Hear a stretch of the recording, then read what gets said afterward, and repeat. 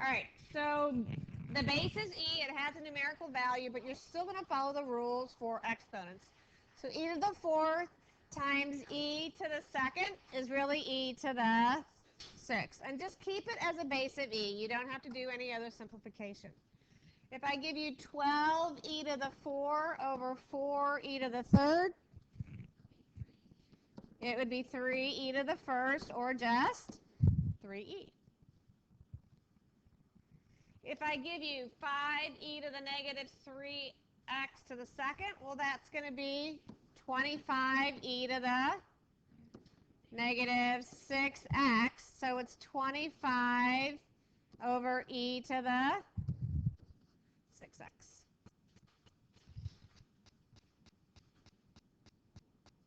All right. So these are also exponential growth and decays because our variable is an exponent, okay?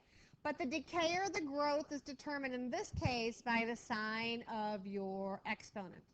So if your exponent is greater than 0, so positive, it's a growth. If the exponent is less than 0, you have a decay. Your asymptote is determined in the same manner as before. No, e is not a variable. E is a value of 2.7 something. There's your exponent, x. So if your exponent is greater than 0, you have a growth. If it's less than 0, you have a decay. So not necessarily if it's greater than 0, but what's the sign of the exponent? So in this case, the sign of the exponent is what? Positive, so this is a growth. So y equals 2e to the 1/2 x, basically, is what that's saying. Because it's 0.5. It didn't come out very...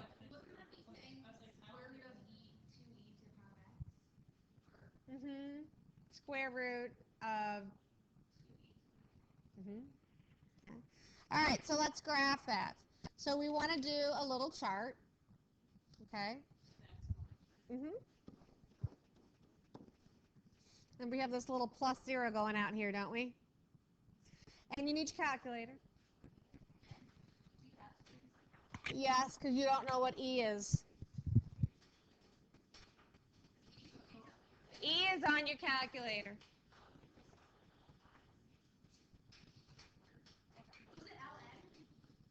No, it's above the ln. So here is ln, right? There's your ln button. See the little yellow button above it? That's e to the x. Does that make sense? Okay. So if x is, we're going to use negative and positive values, right? If x is -1, that's going to be 2e to the -1/2. Wouldn't you agree? Yes?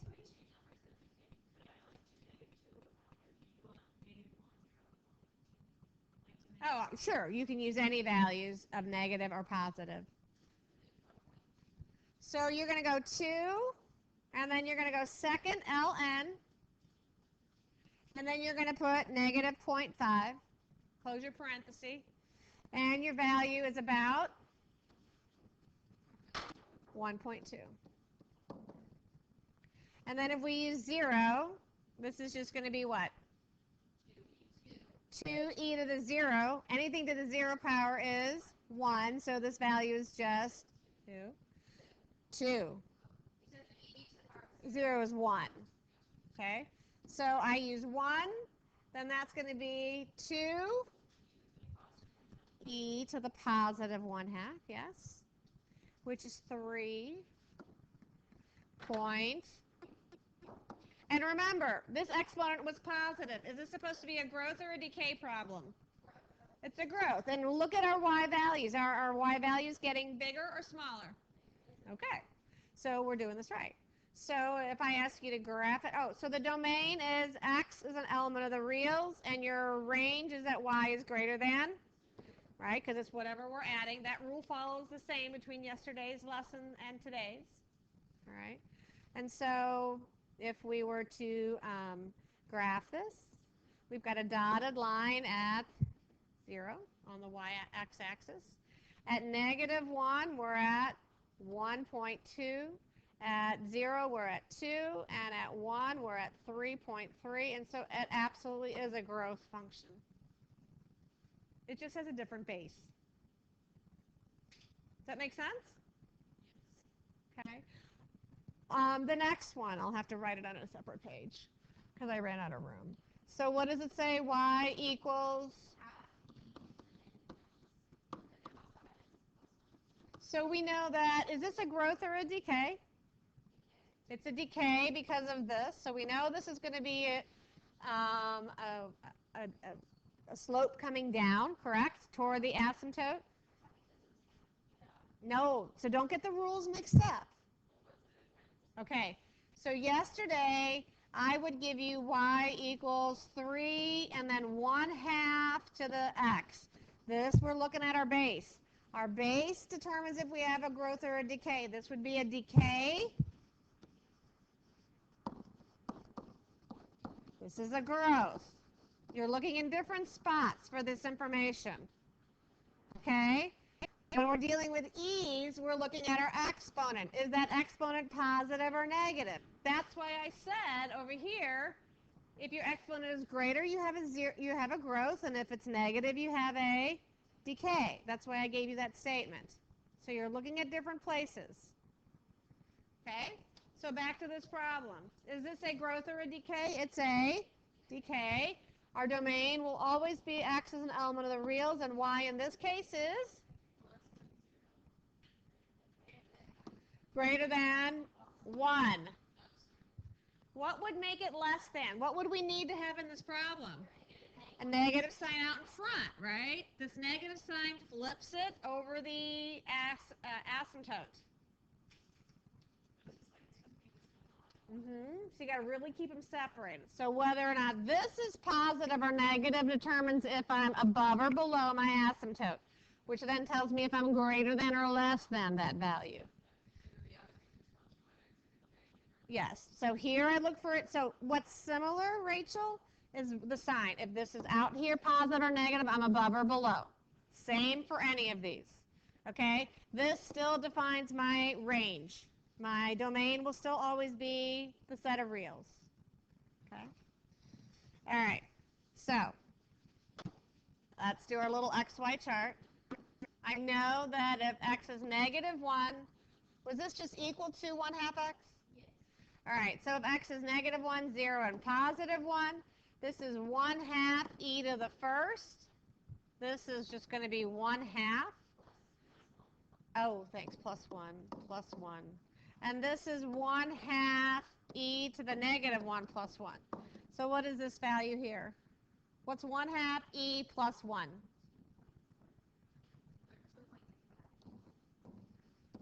And this is just going to be 1.5. And this one's going to be 1.2. Do y'all agreeing on this? And our values are going down, aren't they? Aren't they decreasing? So when we graph this, our dotted line is still at 0. No, what is our dotted line? At positive 1. And so at negative 1, we're at 2 something. At 0, we're at 1.5. And at 1, we're here. So we are decaying. We're getting smaller.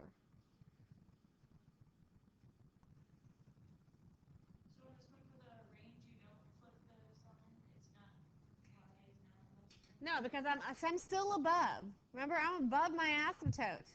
I'm still greater than 1. If I was down here, then I'd always be less than 1, wouldn't I? Abby, do you see the difference? Yeah, I just wondering why is it above? Because I'm never getting anything, because I'm always adding 1 to my answer.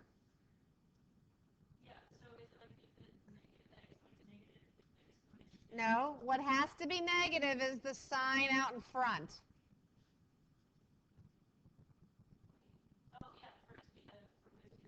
Uh-huh. And this is a positive 1/2, not a negative 1/2. Better? Okay. All right, what's the next problem on your page say?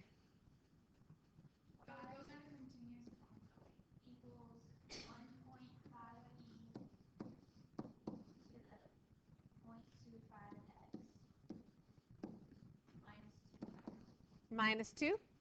Let's make this a negative. Why? Yes, let's make this negative to change the problem a little bit. All right. So you try and graph this. In your mind, is it a decay or a growth? Why? Okay. Is this going to be above or below your asymptote? Because of the negative sign that we just kind of added when we changed this problem, right? Okay. So y would be less than -2. Yes.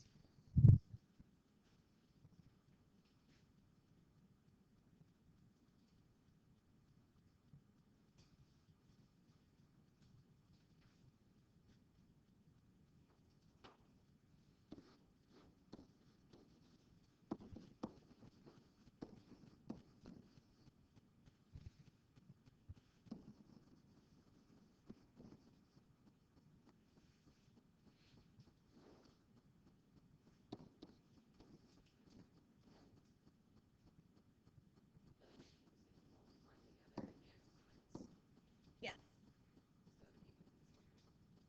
Correct.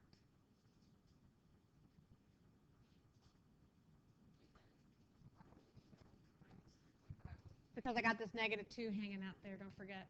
Yeah, but then, Okay, e to the 0 is what? oh, it's not part of 1.5. It's just just the e is being raised. If I wanted, hey, look at here. If I wanted all of this to be raised to this, then I would have put parentheses around it. Got the difference?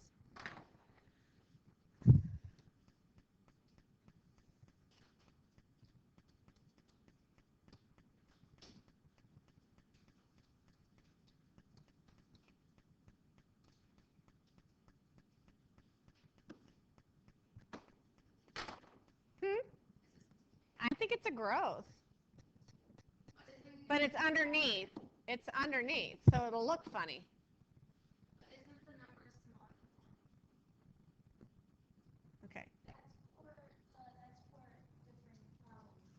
Okay.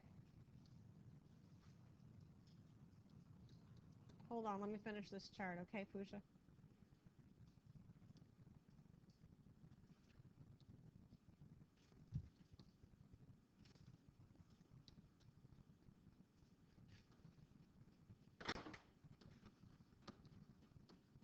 So those are the values that I got for my chart. Do you agree?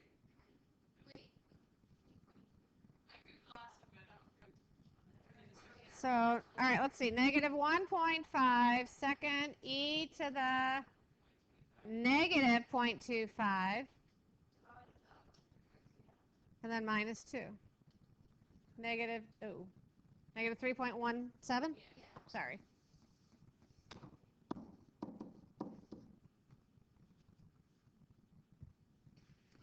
So I'm at -2. There's my dotted line. At -1, I'm at almost 4. At 0, I'm at 3.5. And at 1, I'm at almost... What? Oh, sorry. I put this one wrong. That's up here. And up here. And so I'm doing this. Yes? Is that what yours looks like?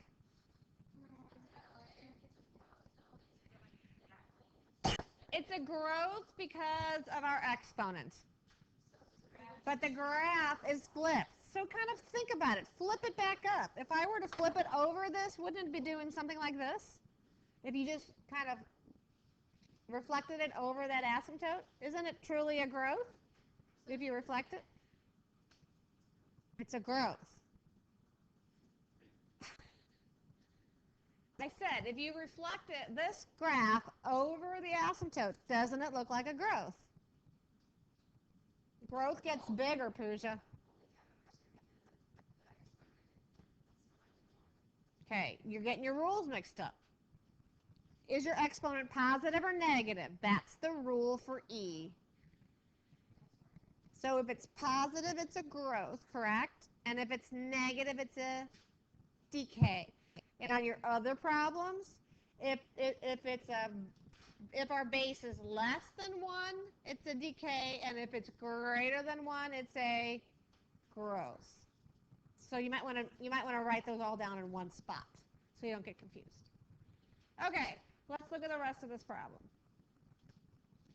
Okay, this is another formula that you have to memorize.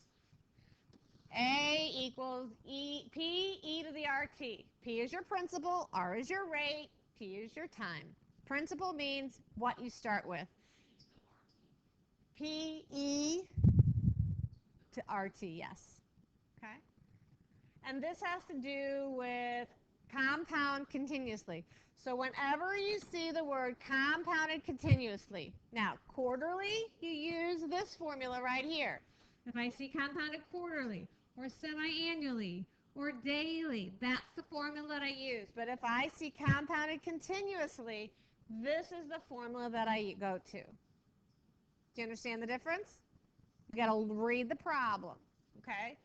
So my P is my beginning amount, which in this case is $3,000. My rate will never be written in percent form, and so what's the decimal for 3.5%? 0.035. And my time, I'm looking how much I'm going to withdraw after how many years? 3 years. So really it's just a plug and chug.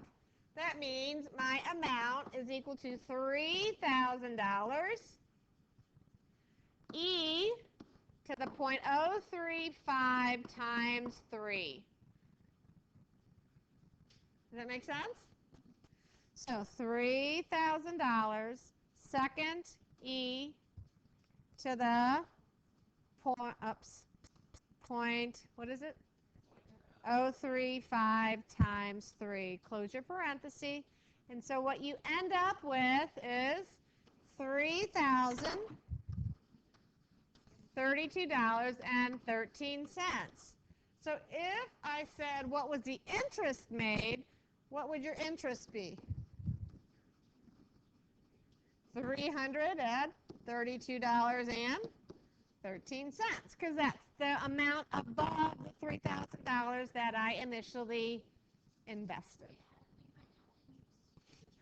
Well, I start out with 3,000 and I end up with 3,332. Then the difference between those two amounts is the amount of interest that you made.